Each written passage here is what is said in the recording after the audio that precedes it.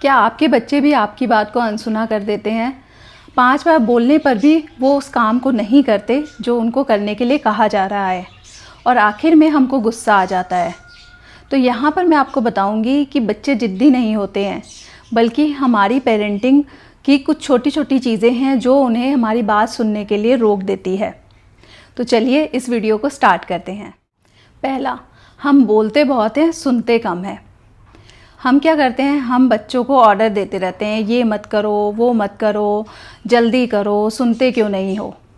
और जब बच्चा महसूस करने लगता है कि मुझे बस सुनने के लिए कहा जा रहा है और मेरी बातों को सुना नहीं जाता।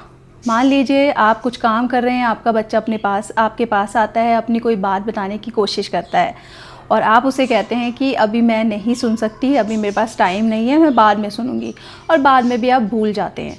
तो बच्चे को ये महसूस होता है कि शायद आप उसकी बात सुनना नहीं चाहते और वो भी इसी तरह बिहेव करना शुरू कर देता है और वो भी आपकी बातों को सुनना कम कर देता है। दूसरा, हम ऑर्डर देते हैं पर कनेक्शन नहीं बनाते। बच्चों को इंस्ट्रक्शन नहीं बल्कि इमोशनल कनेक्शन चाहिए होता है। अगर बच्चा टीवी देख रहा है और हम उसको बोलते हैं कि तुम अपना बैग उठा के रखो, तुम अपने कपड़े संभालो, तो यहाँ पर हम क्या कर रहे हैं, हम बच्चे से कनेक्शन नहीं बना रहे, हम सिर्फ उसको ऑर्डर दे रहे हैं। तो ये ज़रूरी है कि बच्चे से कनेक्शन बनाएं। जब आप बच्चे के पास जाकर उसकी आंखों में आंखें डालकर उसका नाम लेकर बात करते हैं तो बच्चे आपसे कनेक्ट होते हैं और फिर वो आपकी बात सुनते भी हैं। तीसरा, हम सिर्फ गलती पर ध्यान देते हैं। पूरे दिन में हम कितना उनको रोकते हैं, हम कितनी बार उनको कहते हैं ये मत करो, ये तुमने बिल्कुल सही नहीं किया, तुम मेरी बात बिल्कुल नहीं सुनते। और जब बच्चा कुछ अच्छा करता है तो हम चुप रहते हैं।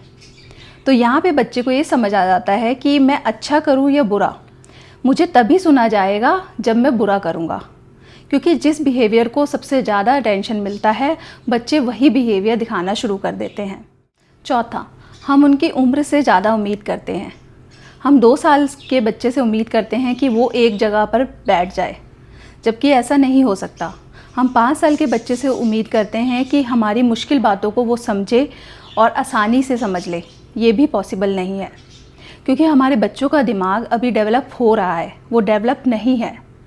इसलिए हमारे बच्चे जो हैं वो इम्पल्स कंट्रोल, पेशेंस और समझ उसको सीख रहे हैं। उसका ब्रेन जो है वो इन चीज़ों को डेवलप कर रहा है। तो जब हम बच्चे से उसकी उम्र से ज़्यादा उम्मीद करते हैं तो बच्चा हमारी कैसे सुन सकता है। 5वां, बच्चे डर से थोड़ी देर सुनते हैं पर दिल से नहीं।